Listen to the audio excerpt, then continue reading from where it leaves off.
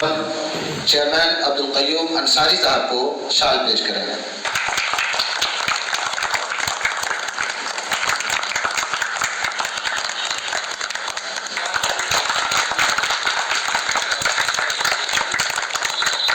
बड़ी बेरोती है, बड़ी मुश्किल से होता है चमन में दीद बर पैदा।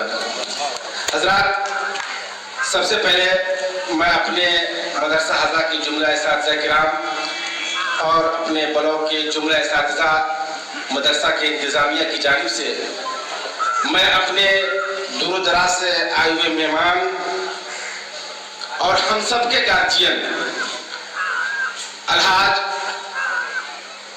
चेयरमैन बिहार स्टेट मदरसा एजुकेशन बोर्ड और जिला सीतामढ़ी के जनरल सेक्रेटरी जनाब अशरफ साहब और फैज़ अहमद प्रोफेसर साहब और डीपीओ साहब अमरिंदर कौर साहब का दिल के गहराइयों से खूब खैर मकदम वेलकम करते हैं। हज़रात, आज मैं क्या बोलूं, आज मेरे खुशी का कोई इंतहा नहीं है।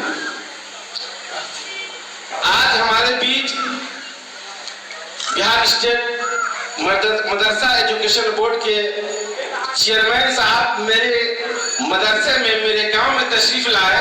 कसम खुदा की, इससे बढ़कर मुझे कोई खुशी है ये नहीं।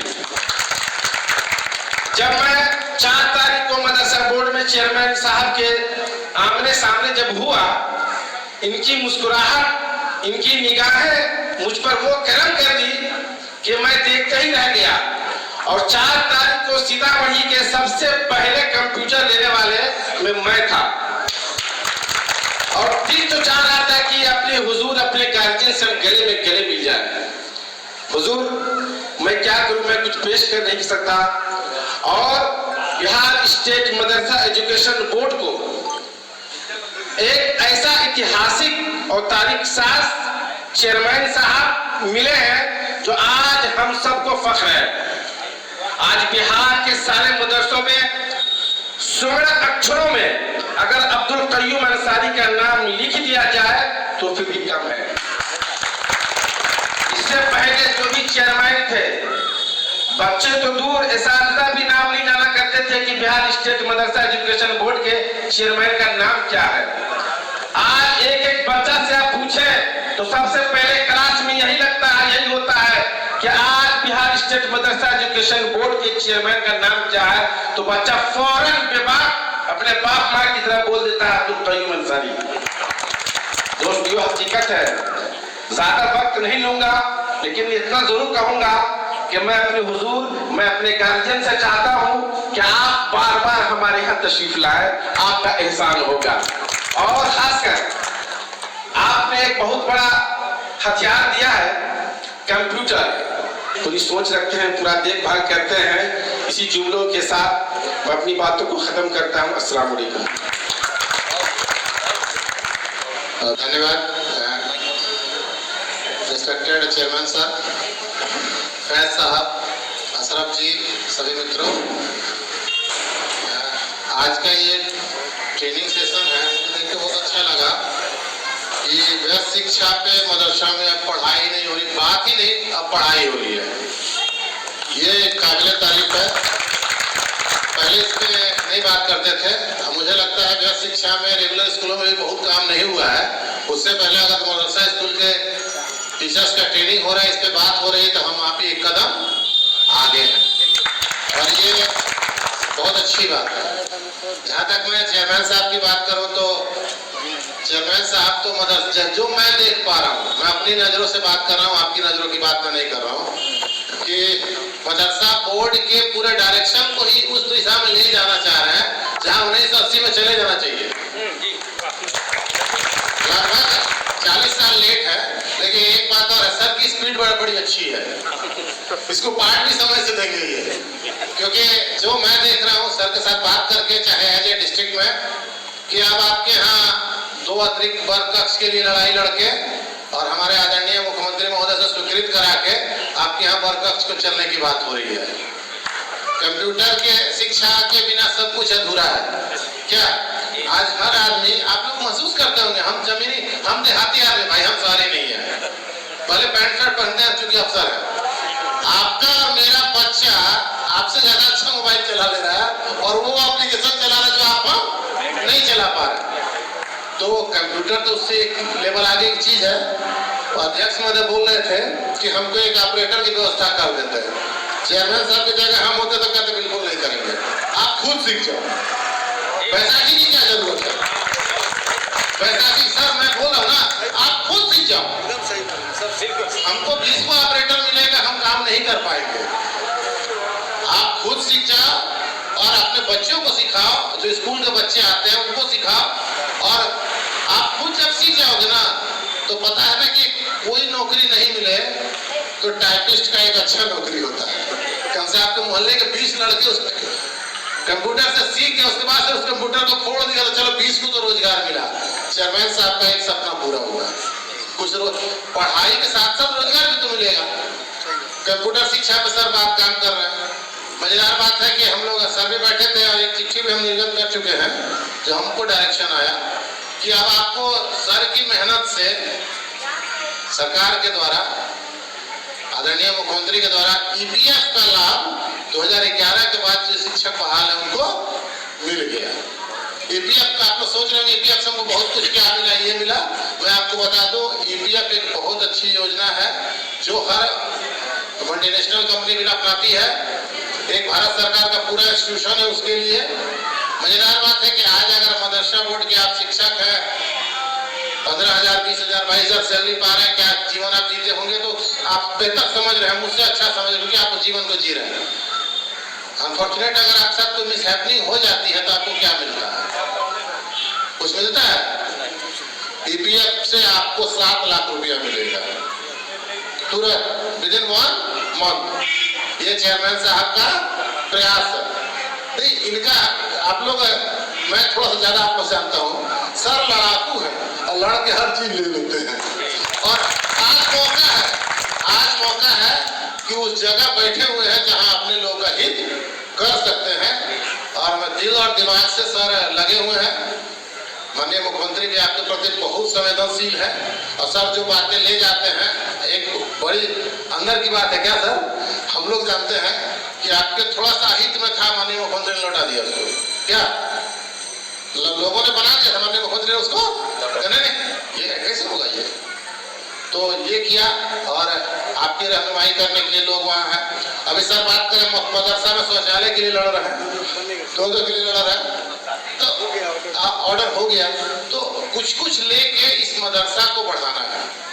और सबसे बड़ी बात है कि आज ये जो ट्रेनिंग हो रहा है, इस ट्रेनिंग प्रोग्राम को हमने मॉड्यूल के रूप में देखा। हमको चूंकि उर्दू नहीं आती इसलिए मैं झूठ नहीं बोल पाता हूँ कि उर्दू पढ़ लिया मैंने, ऐसे मैं नहीं बोल पाऊंगा। अंग्रेजी भी है लेकिन वो चूंकि आपकी किताब में नहीं पढ़ पाऊंगा तो वो ज्ञान से तो मैं अधूरा रह गया ना। लेकिन जो मुझे ज्ञान मिला है, हम लोग कमीशन की तैयारी के दौरान, आज के विकसित समाज के एडोलेंस एजुकेशन बहुत जरूरी है, बहुत जरूरी है। और पर्दा डाल के हम इसको रखेंगे तो हमारा समाज पिछड़ा होगा और बहुत तरह तरह की बीमारियां होंगी, उससे दूर हटना है।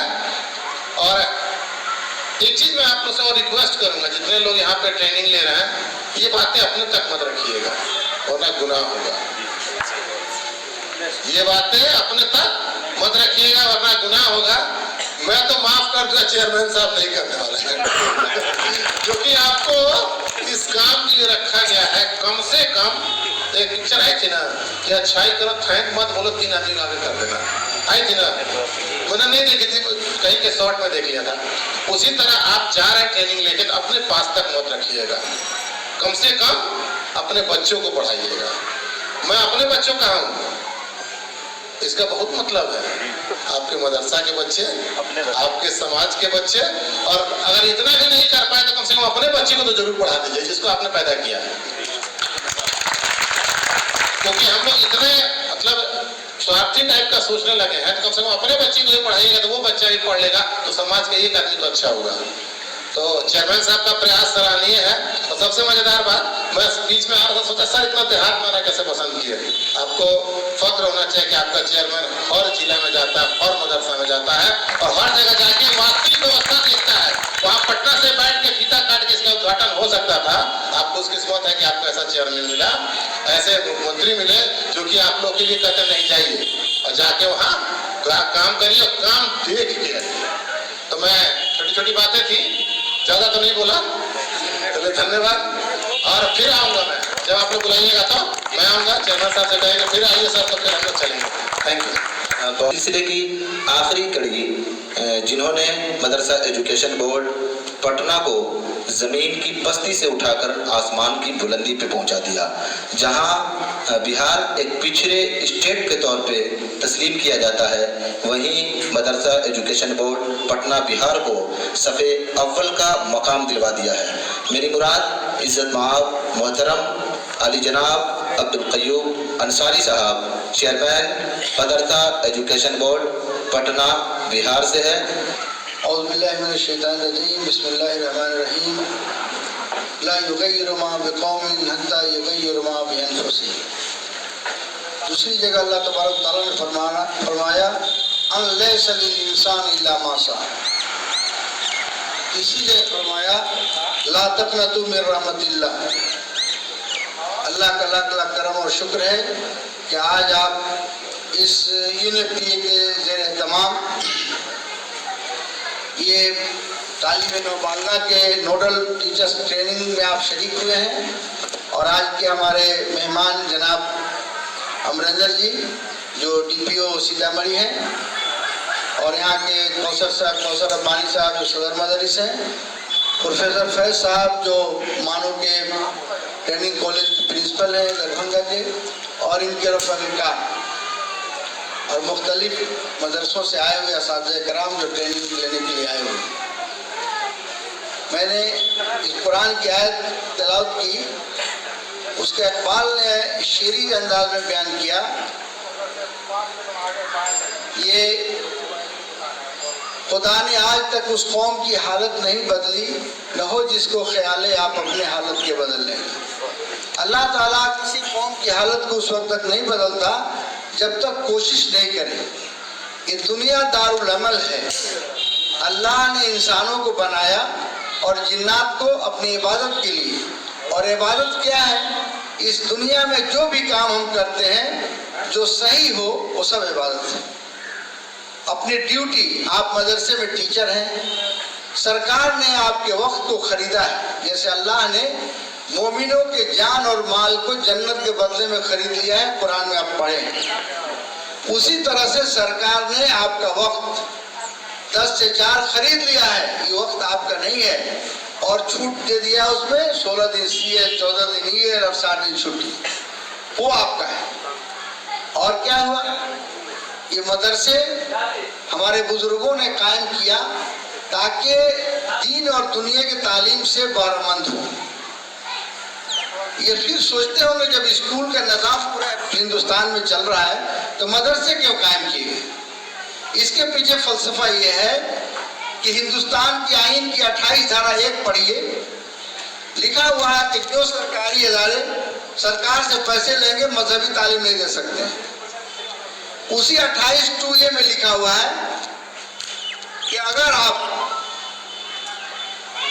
सरकारी अनुदान ले रहे हैं, अगर ट्रस्ट या न्यास के अंडर में, तो मजहबी तालीम दे सकते हैं। इसीलिए मैंने मदरसों में ट्रस्ट नहीं था, बनवा रहा है। बातें उसमें लोगों ने एतराज किया, लेकिन अल्लाह का करम है कि हाई कोर्ट ने भी उसको मंजूरी दे दिया, विभाग ने दे दिया और काम हो रहा है। लेकिन हमारे असातिज़े कराम मदरसों में जो बहाल थे, उन्होंने मदरसे की तनख्वाह को माले गनीमत समझ लिया। हमने दाढ़ी रख लिया, हम टोपी पहन लिए, हम मोतबर हो गए, इसलिए काम करने की जरूरत नहीं। एक पढ़ाई छोड़कर जितना काम करना है कर लीजिए। सरकार छोड़ दी थी कि चलो इन लोगों को अगर छेड़ेंगे तो फिर दूसरा मसला खड़ा होगा, और आप लोग नाजायज फायदा उठाते रहे। हमारे आने से पहले आवाम जितने सब मदरसे के टीचर थे, जब आप गुजरते थे सरकारी रास्तों से, तो इस गांव और बस्ती के लोग कहते थे ये सारे बेईमान लोग हैं, ये पढ़ाते लिखाते नहीं है, घूमते हैं और 4 से बेसी काम करते हैं। बताइए सही गलत है? और इस 2 साल में, अभी तक कोरोना आ गया, 1 साल तो मेरा वक्त बर्बाद हो गया। 1 साल में सिर्फ आप मदरसों में जाने लगे तो पूरे आवाम का नहीं, मदरसे ठीक हो गए। और एवं कि इस स्टेट के वज़ीर आला नीतीश कुमार जी ये महसूस कर रहे हैं कि मदरसे में कैसे बदलाव आ गया, असातिज़ा मदरसे में चले गए। और हमारे DPO साहब यहाँ पर मौजूद हैं कि सब मदरसों में 2-2 बाथरूम लैट्रिन बनवा दिया जाए, 2-2 4-4 कमरे जहाँ जिस तरह जमीन हो बना दिया जाए, और हर तरह की जो भी कमियां है पूरी कर दी जाएगी। नीतीश कुमार का मंशा है कि 2.5 करोड़ आबादी जो मुसलमानों की है, अगर हम तालीम से इन्हें मुज़य्यन नहीं करेंगे तो बिहार तरक्की नहीं करेगा। अब ये जिम्मेदारी आपकी बनती है कि आप जो है पूरी ताकत के साथ, ईमानदारी के साथ पहले तो बैठना सीखिए। जो भी हमारे ट्रेनिंग में आए हैं, हम कहते हैं कोई 30 साल होगा, 40 साल होगा काम करते हुए, कभी इतना देर बैठे थे? कोई ईमानदारी से बोलिएगा मदरसा में जाकर एक आदमी बता दीजिए कि मदरसा में बैठा होता देर? कभी नहीं। मैं भी प्रिंसिपल होकर रिटायर किया हूँ। मैं 8 बजे जाता था, मगरिब पढ़ के लौटा हूँ लगातार। वहाँ के गैर मुस्लिम लोगों ने सवाल किया, एक टीचर से पूछा, बोला कि ये आपके प्रिंसिपल साहब बाल बच्चा है कि नहीं? इसका गवाह मैं खुद हूँ। यहाँ पे चेयरमैन जाता है 10 साढ़े 10 बजे, 8 बजे लौटता है। तो पहले मदरसों में रहने के लिए जमात बनाइए, और रिज़्क अल्लाह ने दिया मदरसों से। और अल्लाह ने कुरान में कहा, वलइन शकरतुम लयज़ीदन्नकुम वलइन कफरतुम इन्न अज़ाबी लशदीद। ये रोजी दिया है आपको। आज बेरोजगार लोगों से पूछिए क्या हालत है। और क्या मदरसा में हर सहूलत है। 40,000 50,000 पुराने लोगों को, 20 से 25,000 नए टीचरों को। और हम DPO साहब से, और मैं आने से पहले मीटिंग किया हूँ सर्किट हाउस में DO साहब से और DPO साहब से, और इन्होंने हम वादा किया है कि मदरसों में EPF स्कीम हम अक्टूबर की तनख्वाह जब देंगे तो साथ में देंगे, और इंशाअल्लाह अक्टूबर से आपका पेंशन लागू होगा। मरात लेने के लिए तो आपको चाहिएगा आसमान जमीन हमको मिल जाए, लेकिन जब आपका मुहासबा होगा उस वक्त कहिएगा कि और ये चाहिए वो चाहिए। काम करने वाला जराए नहीं खोजता है, कर गुजरता है। आज कोरोना है, तमाम लोग सहमे हुए हैं, और मदरसे के टीचर ट्रेनिंग ले रहे हैं यहाँ। और पटना में कंप्यूटर बट रहा है, पटना में 7 दिन का इनका नोडल टीचर की ट्रेनिंग हुई है। अभी पूरे बिहार में हम ट्रेनिंग करने जा रहे हैं। तो काम करने वाला हालात से मुतासिर नहीं होता है, हालात को मुतासिर कर देता है, जान लीजिए। और बेईमान आदमी 1 लाख हीला बनाएगा। जो हीला की बात करे, बेंच नहीं है, टेबल नहीं है, फलाना, वो बेईमान है। हम जमीन में बैठा के पढ़ाते हैं। आपको ताज्जुब होगा, जब मैं प्रिंसिपल था, एक सेक्शन में 250 बच्चे थे, 150 बच्चे अंदर बैठते थे, बच्चियां बैठती थी, और 100 बच्चे बरामदा में बैठते थे। कलेजा फट जाता था कि 4 बजे तक बच्चे बैठे हैं, बोर्ड नहीं देख पा रहे, कमरे कम थे। 250 एक सेक्शन में था, 100-150 अंदर, और बेंच में नहीं देख रहा, सुन रहा है, बैठा हुआ है। कौन ऐसी चीज थी? मजा ले कोई चला जाएगा तो कल नहीं आ सकता। उसूलों पे आ चाहे तो टकराना जरूरी है, और जिंदा हो तो जिंदा दिखना जरूरी है।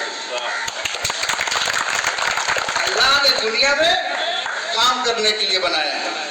या अय्युहल्लज़ीना आमनू अमिलुस सालिहात, अच्छा काम करो। ईमान वालों, अच्छा काम, नेक काम क्या है? और अल्लाह के रसूल सल्लल्लाहु अलैहि वसल्लम ने कहा, सबसे बेहतर इंसान कौन है? खैरुन नास मान यनफउन नास। मोमिन नहीं का, खैरुन नास मान यनफउन, मोमिन नहीं का, नास। जो इंसान तमाम भलाई इंसानों के लिए सोचता हो, करता हो, वो इंसान बेहतर है। मुसलमान के लिए नहीं कहा, पूरे इंसानियत के लिए कहा। पूरे इंसानियत की भलाई सोचना है, पूरे लोगों की अच्छाई सोचना है। आपका अच्छाई उसी में मुझ में है। तो बातें तो बहुत हो गई। मैं उम्मीद करता हूँ इंशाअल्लाह ये मिशन है, और इस मिशन में आप लोग ईमानदारी के साथ जो 7 दिन का वक्त दिया गया, ट्रेनिंग लीजिए और जाके पढ़ाइए। आप जिस काम में लगे हैं, ये जान लीजिए कितना नेक काम है इल्म। अल्लाह के रसूल सल्लल्लाहु अलैहि वसल्लम पे पहली वही नाजिल हुई, हम तो उसको पहला हुक्म कहते हैं, इकरा का, पढ़ने का, अमर का सेगा, हुक्म अल्लाह का आया, नमाज का नहीं, रोजा हज ज़कात का नहीं, क्या पढ़ने का। और ये इल्म जो है तमाम तरह की जो परेशानियां हैं, गुर्बत है, इफलास है, वो इल्म के जरिए हम दूर करके समाज को आगे ले जा सकते हैं। और उस काम के लिए उलमाए कराम आप जैसे आलिम बैठे हुए, उलमा के बारे में अल्लाह के रसूल सल्लल्लाहु अलैहि वसल्लम ने कहा है अल उलमा वरसतुल अंबिया, कि नबी के वारिस, नबी का विरासत क्या इल्म।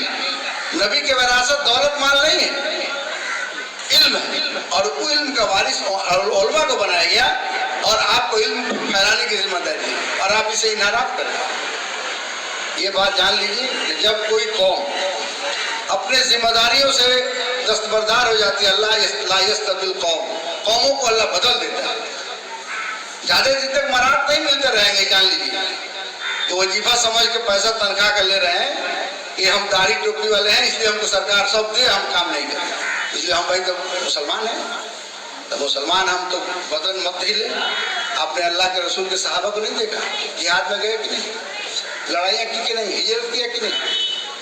ये दिमाग से निकालिए, काम कीजिए। और बच्चे 1 हो या 10, हमको रहना है 4 बजे तक। देखिए बच्चे आते हैं क्या, पहले आप रहना सीखिए। क्या सोच सकता था कोई मदरसा बोर्ड करप्शन फ्री हो जाएगा? बताइए, मोहल्ला कोई सोच सकता था क्या? और आज कोई माई के लाल है, मदरसा बोर्ड में 10 रुपए दे देता, मैं इस्तीफा भी लूंगा। इसलिए जिसका काम है वो आवे, सही आदमी है, वो सुनेंगे, उसका काम करेंगे। इकबाल का एक शेर है, मैं कहाँ रुकता हूँ अर्श फर्श की आवाज से, मुझको जाना है बहुत आगे आती परवाज से।